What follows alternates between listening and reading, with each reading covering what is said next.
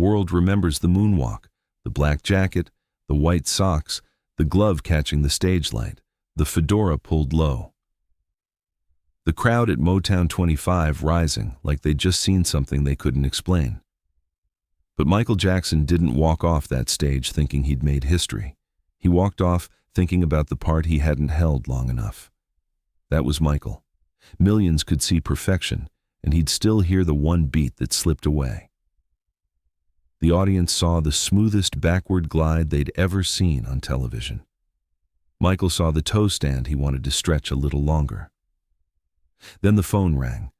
Not from a record executive, not from a journalist, not from someone chasing the moment because everyone else was talking about it. The voice on the other end belonged to Fred Astaire. And Astaire didn't just tell Michael he was good. He said something deeper, something only another dancer could say. He saw the fire under the movement. He saw the anger inside the elegance. He saw the work behind the magic. For Michael, that call meant more than the applause, because the world had watched him perform. Fred Astaire made him feel understood. Before we follow that phone call back to Motown 25, take a second to like this video and subscribe.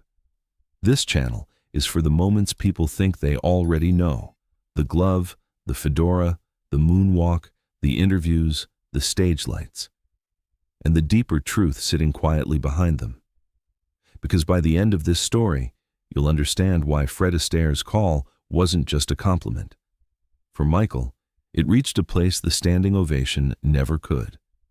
By the end of this story, you'll understand why that phone call stayed with Michael Jackson for the rest of his life. Not because Fred Astaire was famous, not because another legend had finally noticed him, and not because Michael needed someone to tell him Motown 25 was a success. He already had the crowd. He already had the reaction. He already had the moment people would replay for decades. But there's a difference between being applauded and being understood. That's the heart of this story. Motown 25 gave the world a new image of Michael Jackson. It gave people the moonwalk, the glove under the lights, the sharp snap of the fedora, and that strange feeling that pop music had just crossed into something bigger than a song. But Fred Astaire's call gave Michael something quieter. It told him that another dancer had seen what was underneath the smoothness, the pressure, the control, the anger, the discipline, the part of the performance that didn't come from flash, but from years of training, watching, copying, refining, and never being satisfied. So before we get to what Astaire actually said, we have to go back to the night everyone thinks they already know. Because the public remembers Motown 25 as the night Michael Jackson became untouchable. But Michael remembered it as the night he almost got it right. Most people remember Motown 25 as if the whole night was waiting for Michael Jackson. But it wasn't built that way. That stage belonged to Motown's history before Michael ever stepped into the solo spotlight. It was a night filled with voices America already knew by heart: Smokey Robinson, Marvin Gaye, Diana Ross, The Temptations, The Four Tops, the Jackson 5, coming back together under the same lights that had once introduced them to the world. The room wasn't expecting a revolution. It was expecting memory. That's what makes Michael's moment so strange. He didn't enter as the only story of the night. He entered as part of a celebration of the label that had shaped his childhood. He was supposed to honor the past, stand with his brothers, give the audience that familiar Jackson energy, and let the night keep moving. Then the stage went dark. The brothers finished. The crowd had already gotten what it came for. And suddenly, Michael was alone. No group around him, no childhood safety net, no shared spotlight. Just Michael, a black hat, a black jacket, white socks glowing against the floor, and a song that didn't even come from the Motown catalog. Billie Jean started, and the whole mood shifted. He didn't rush. He didn't beg the room to follow him. He let the beat breathe. Every move felt measured. The shoulders, the pause, the snap of the hand, the way he seemed to freeze time before moving again. Then came the glide. A few seconds. That's all it was. But those few seconds changed how people talked about him. The crowd didn't just cheer. They reacted like they'd watched the rules bend right in front of them. One moment, he was standing there. The next, he was sliding backward so smoothly, it looked unreal. That became the public memory. The moonwalk, the glove, the fedora, the crowd rising. The night Michael Jackson became something larger than a singer with hit records. But that version leaves out the most Michael part of the whole story. Because while everyone else was trying to understand what they'd just seen, Michael was already thinking about what he wished he'd done better. And that's why the phone call matters. Not the camera first, not the glove first, not even the moonwalk first. The phone. Because a television camera can show the whole country what happened, but it can't always explain what it meant to the person standing under the lights. That call came without an audience, no stage, no screaming room, no press line, no one trying to turn the moment into a headline before Michael even had time to feel it. Just a voice on the other end. And for Michael, that voice carried weight. Fred Astaire wasn't just another famous name. He belonged to the language Michael had been studying since he was young. The language of timing, footwork, stillness, control, charm, tension, and release. Astaire made difficult movement look easy, and Michael understood how rare that was. That's the part casual viewers can miss. When most people watched Michael, they saw flash, they saw speed, they saw the glove, the socks, the hat, the spin, the glide. But dancers watch differently. They see the weight shift before the step. They see the pause before the explosion. They see how hard it is to make the body look relaxed when every inch of it is working. So when Astaire called, it wasn't just praise from an older star. It was one dancer recognizing another dancer. And that's what makes the story so personal. The public could give Michael noise. The crowd could give him a standing ovation. Television could give him a bigger image than he'd ever had before. But Astaire gave him something quieter. He gave him the feeling that the work had been seen. And before that call could mean everything, Michael had to walk into Motown 25, carrying more pressure than the audience ever knew. The strange thing is, that perfect-looking moment wasn't fully shaped until almost the last minute. That's hard to believe now, because the performance feels inevitable. It feels like Michael must have carried it into the room already finished. The hat, the stance, the glide, the freeze, the spin, the toe stand. Every piece feels like it had been carved into his body long before Motown 25. But that's not how the story sits in Michael's own memory. He was already carrying one job before the solo ever came into focus. He had to stand with his brothers again. The Jackson 5 reunion wasn't a small piece of the night. It was history returning to the stage. Those songs had introduced him to America as a child, and now he was walking back into that family image as a grown man with Thriller moving through the world like a storm. That alone was pressure. Because Michael wasn't just honoring Motown, he was standing between two versions of himself, the little boy people remembered from I Want You Back, and the adult artist who was trying to show he'd become something else. That's why Billie Jean mattered so much. It wasn't a Motown memory. It was the sound of his new world, a darker groove, a sharper edge, a song that didn't need the family around him to make the room lean forward, but the dance still had to find its body. According to Michael's own account, the night before the performance, Billie Jean still didn't have the full dance shape people know now. He went down to the kitchen, turned the music up, and let the movement come through him. That image changes everything. Not Michael on a massive stage, not Michael surrounded by cameras, Michael alone in a kitchen, listening for the rhythm, trying to catch the exact feeling before it disappeared. That's where the legend starts to feel human. The moonwalk didn't arrive like a magic trick from nowhere. It came from study, from instinct, from years of watching dancers, learning timing, testing his body, and trusting the beat enough to follow it. And by the time he stepped onto that Pasadena stage, the world thought, It was watching a finished superstar. But really, Michael was still chasing the shape of the moment. When the moment finally came, Michael wasn't stepping into an empty night. He was stepping out of history. The Jacksons had already brought the family memory back into the room. Those harmonies, those old steps, that sound people connected with childhood, Motown, television, and a little boy who had once sung like he was carrying more soul than his age should have allowed. Then the energy changed. Michael moved away from the group, and suddenly, the stage didn't feel like a reunion anymore. It felt like a test. He was no longer protected by his brothers standing around him. No shared chorus, no familiar Jackson 5 frame, no audience looking at the family first and him second. Now every light seemed to tighten around one body. The hat was there. The jacket was there. The white socks flashed against the dark floor. And when Billie Jean started, Michael didn't attack the song right away. He let the groove hold the room. He stood inside the beat like he was listening to something only he could hear. The crowd had no idea that a few seconds later, one move would become attached to his name forever. Then he moved. The steps were sharp, but not rushed. The shoulders hit. The feet cut across the floor. The hand snapped. The hat became part of the rhythm.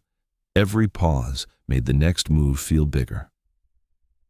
And then came the glide. It wasn't long. That's the strange part. A few seconds of backward motion, smooth enough to make the floor look unreal, and the room changed. You can almost feel the audience trying to catch up. They weren't just reacting to a dance move. They were reacting to the feeling that something new had slipped into the room before anyone could name it. Then he spun. Then he hit the toe stand.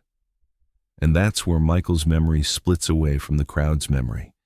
Because the crowd saw the finish. Michael felt the limit. He wanted to hold it longer. He wanted that last moment to stretch, to breathe, to land with the exact force he had heard in his head. To everyone else, it was clean. To him, it was unfinished by a fraction. That's why the ovation didn't tell the whole story. The room was standing up, but inside Michael's mind, the performance was still being corrected. When the moment finally came, Michael wasn't stepping into an empty night. He was stepping out of history. The Jacksons had already brought the family memory back into the room. Those harmonies, those old steps, that sound people connected with childhood, Motown, television, and a little boy who had once sung like he was carrying more soul than his age should have allowed. Then the energy changed. Michael moved away from the group, and suddenly the stage didn't feel like a reunion anymore. It felt like a test. He was no longer protected by his brothers standing around him. No shared chorus, no familiar Jackson 5 frame, no audience looking at the family first and him second. Now, every light seemed to tighten around one body. The hat was there. The jacket was there. The white socks flashed against the dark floor. And when Billie Jean started, Michael didn't attack the song right away. He let the groove hold the room. He stood inside the beat like he was listening to something only he could hear. The crowd had no idea that a few seconds later, one move would become attached to his name forever. Then he moved. The steps were sharp, but not rushed. The shoulders hit. The feet cut across the floor. The hand snapped. The hat became part of the rhythm. Every pause made the next move feel bigger. And then came the glide. It wasn't long. That's the strange part. A few seconds of backward motion, smooth enough to make the floor look unreal, and the room changed. You can almost feel the audience trying to catch up. They weren't just reacting to a dance move. They were reacting to the feeling that something new had slipped into the room before anyone could name it. Then he spun. Then he hit the toe stand. And that's where Michael's memory splits away from the crowd's memory. Because the crowd saw the finish, Michael felt the limit. He wanted to hold it longer. He wanted that last moment to stretch, to breathe, to land with the exact force he had heard in his head. To everyone else, it was clean. To him, it was unfinished by a fraction. That's why the ovation didn't tell the whole story. The room was ball standing up. But inside Michael's mind, the performance was still being corrected. Backstage, everybody knew he'd done something special. People were coming up to him, congratulating him, reacting to the same thing the audience had felt out front. His brothers had seen it too, and that mattered more than most people realize. For once, they weren't only beside him in the act, they were watching him become something separate from the group right in front of them. But Michael still wasn't completely free of that one detail. The spin, the toe stand, the moment he wanted to hold longer. That small piece kept bothering him, because that's how his mind worked.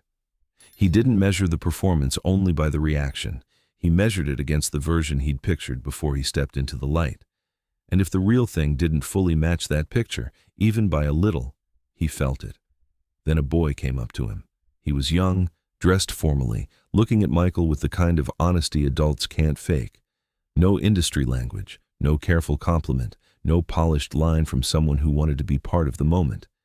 Just a kid, staring up at him like he'd seen something impossible. And he asked Michael who had taught him to dance like that. That question did what the applause hadn't fully done. It reached him. Because children don't usually praise to protect your feelings. They don't think about publicity. They don't know how to flatter a star for the room. They just react. And Michael trusted that kind of reaction. So when that boy stood there in awe, Michael finally allowed himself to feel it. Maybe he had done well. Maybe the performance had landed. Maybe the thing he was still correcting in his mind hadn't stopped the magic from reaching people. But even that wasn't the full release. Because the boy's words gave Michael comfort. The next voice would give him confirmation. And it would come from a man who knew every inch of what dance could cost. The call came after the show, and Michael knew right away this wasn't normal. He had been praised before. He had heard applause since he was a child. He'd stood in front of crowds that screamed so loudly the music almost had to fight its way through the room. By 1983, Michael Jackson wasn't new to attention, but this was different. Fred Astaire had watched Motown 25, not just watched it once and moved on. He had taped the special, then watched it again. That detail matters because dancers don't study by accident. They look twice when something catches them. They replay movement when they want to understand the body behind it. So when Astaire called, he wasn't reacting like a casual viewer. He was calling like a man who had seen the work. Michael had met him before, but this was the first time Astaire had ever picked up the phone and called him personally. Think about what that meant. Fred Astaire wasn't just a name from old Hollywood. He was part of the standard Michael measured himself against. The kind of performer who made precision look easy. The kind who could turn a cane, a step, a pause, or a slight shift of weight into a whole conversation. And then that voice was on the line. Astaire told him he was a hell of a mover. But the line that cut deeper was not just the compliment. It was when Astaire told him he was an angry dancer. That sounds strange if you only think of Michael as smooth, because the public memory of Motown 25 is all elegance. The glide, the hat, the shine, the way his feet seemed to ignore the rules of the floor. But Astaire saw something underneath it. He saw attack. He saw force. He saw a dancer pushing emotion through control. That's why the call changed meaning. It wasn't only Fred Astaire saying, "You danced well." It was Fred Astaire saying, "I recognize where that came from." And for Michael, that mattered in a way applause couldn't. Because applause tells you people enjoyed the result. Recognition tells you somebody understood the cost. That's why the phone call stayed with him. Not because it made Motown 25 famous. The performance was already on its way to becoming famous. The call stayed with him because Fred Astaire had seen past the smoothness. He heard the pressure inside the rhythm. He saw the fire inside the elegance. And he made Michael feel for a moment that the thing he had been chasing since childhood had finally been seen by someone who knew exactly what he was looking at. To understand why that call hit Michael so deeply, you have to understand who Fred Astaire was in Michael's mind. Astaire wasn't just an old movie star. He was part of the standard. He came from another age of performance, when a dancer had to tell the story with the whole body. No quick edits to hide weak movement, no crowd noise covering the details, no video tricks doing the work for him, just timing, balance, elegance, and control. Michael understood that. He knew the difference between someone who looked good for a camera and someone who could make the camera follow them. Astaire had that gift. He didn't seem to fight the music, he seemed to step inside it. The hard parts looked light, the sharp parts looked smooth. And the smoothness never felt empty because there was always pressure underneath it. That's why his words mattered. Because Michael wasn't only trying to impress fans, he was trying to stand inside a much bigger line of performers. James Brown, Jackie Wilson, Sammy Davis Jr., Fred Astaire, dancers who could make one step feel like a whole sentence. Michael came from Motown, soul, funk, street movement, television, and black performance tradition. Astaire came from old Hollywood musicals, polished floors, tuxedos, canes, and long camera takes. On the surface, they looked like two different worlds. But Michael didn't hear it that way. He heard rhythm. He saw discipline. He understood that real dancers speak across time, even when the clothes, stages, and music change. So when Fred Astaire called him after Motown 25, Michael wasn't hearing a casual compliment from a legend. He was hearing one of his artistic heroes tell him that the language had carried across. The old master had recognized the young one. And that recognition went deeper than fame. Because fame can be loud and empty at the same time. It can surround you without really touching you. It can make everyone look at you and still leave you wondering if anyone saw the work. Astaire saw the work. That's why Michael didn't treat the call like another congratulations message. He treated it like proof that the performance had reached the one kind of viewer who could understand what it had taken. That's what television did to Motown 25. It took a few seconds of movement and turned them into a permanent image. Before that night, Billie Jean was already a hit. Thriller was already moving through the culture with serious force. Michael wasn't unknown. He wasn't waiting for the world to discover his voice. But Motown 25 gave people something different. It gave them a picture they could carry. A black jacket, a white glove, white socks against a dark floor, a fedora angled just low enough to make the face more mysterious, and that glide. After the broadcast, the move didn't stay on the stage. It left the building. It went into living rooms, school hallways, sidewalks, talent shows, bedroom mirrors, and family kitchens. People didn't just talk about the song. They tried to move like him. That's when Michael's body became part of pop language. And that kind of fame can be strange. Because once the public grabs an image, it starts to simplify it.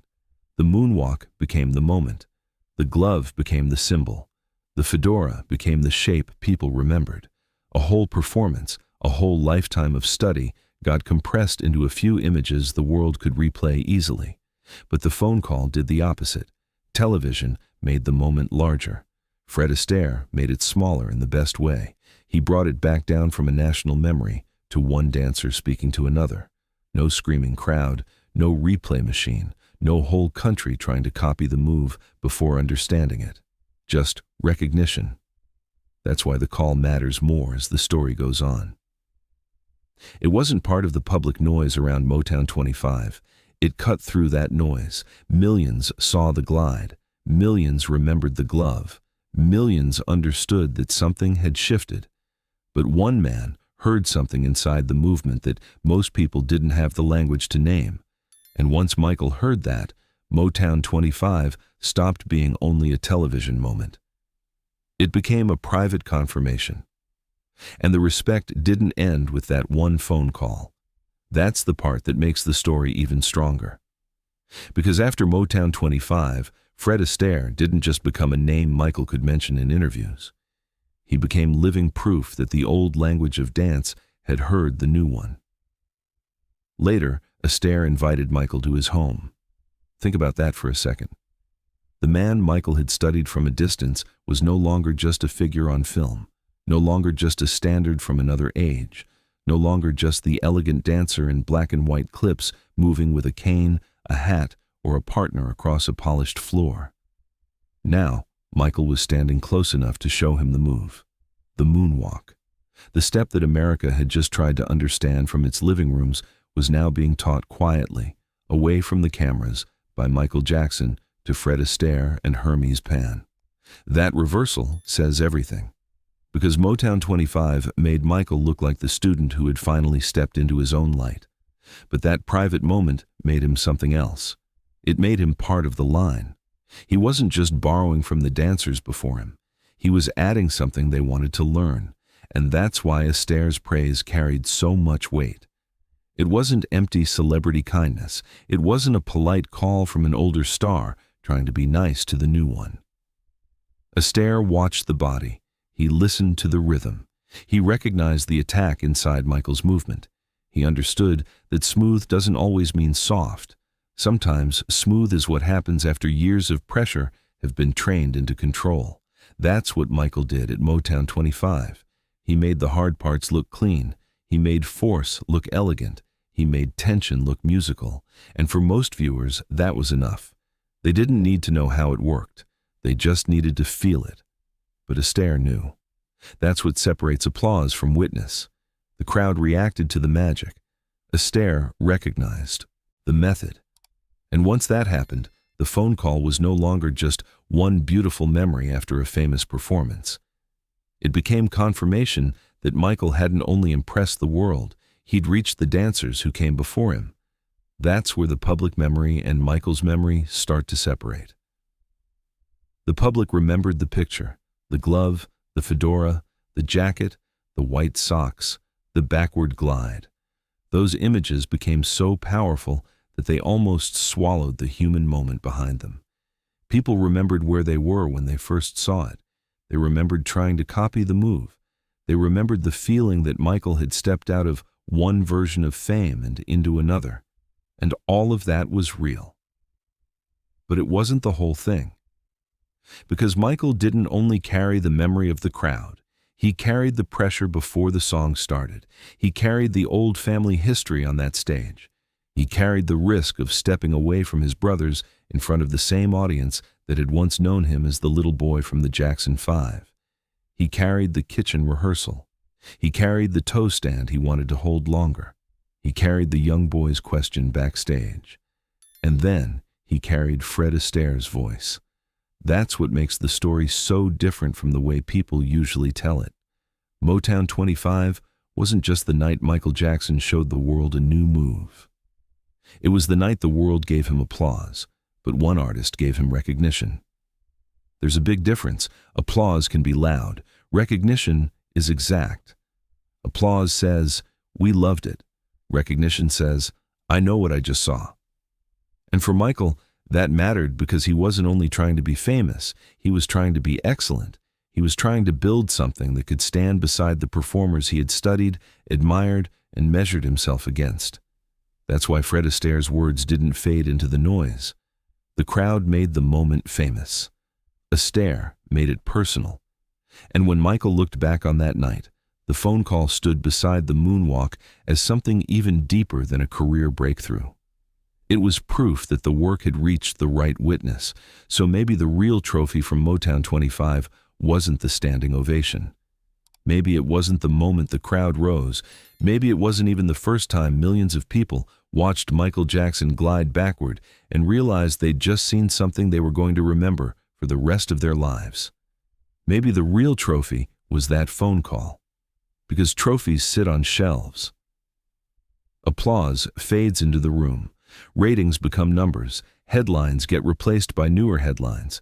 But the right words from the right person can stay with an artist forever. That's what Fred Astaire gave Michael. Not hype, not noise, not a public award. Recognition. And recognition is different because it doesn't just praise the surface. It reaches into the work and says, "I know what that cost." For Michael, that mattered because Motown 25 wasn't only a performance. It was a crossing point. He had stepped out of the Jackson 5 memory, carried the weight of Motown history, stood alone under the lights, and shown the country the adult artist he had become. The world saw the result. Astaire saw the discipline underneath it. That's why the call still feels bigger than a simple congratulations story. It connected two eras of dance in one private moment. The old master, who had made elegance look effortless on film, recognized the young master who had just made pressure look weightless on television. And Michael needed that more than people might think. Because even after the crowd rose, even after the room exploded, even after the moonwalk started moving through American culture, he was still Michael, still hearing the beat he wanted to hold longer, still measuring the finished moment against the version inside his head, still chasing something cleaner, sharper, stronger. So when Fred Astaire called, it didn't just confirm that the performance had worked. It told Michael that someone who understood dance had seen the soul inside the step. The world gave him applause. Fred Astaire gave him witness.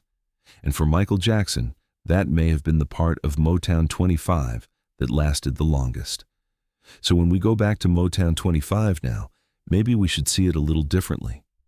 Not just as the night Michael Jackson became the man with the moonwalk, not just as the night of black jacket, white socks, a glove, and a fedora turned into one of the most famous images in music history, but as the night a young artist stood between everything he had been and everything he was about to become. He was still connected to the little boy from the Jackson 5, still carrying Motown in his bones, still shaped by years of rehearsal rooms, stage lights, family pressure, television cameras, and impossible expectations. But when Billie Jean started, he stepped into something that belonged to him alone. And for a few seconds, the whole country watched him move like he had found a new way to speak. That's the living image worth keeping. Michael under the lights, the fedora low, the floor dark, the white socks bright, one hand near the brim, the beat waiting for him. Not a headline, not a controversy, not a myth people argue over until the person disappears. Just an artist working, listening, chasing the exact shape of the music, and somewhere after that moment, the phone rang. Fred Astaire was on the line. The world had already watched Michael perform, but Astaire made him feel seen. If you want Michael's story remembered with care, not noise, stay with us. And if there's one Michael Jackson performance you never forgot, write it below, not for argument, for memory. Because there are some moments people replay for years without fully understanding what was happening behind them. We'll take our time with those too. The world remembered the moonwalk. Michael remembered the call.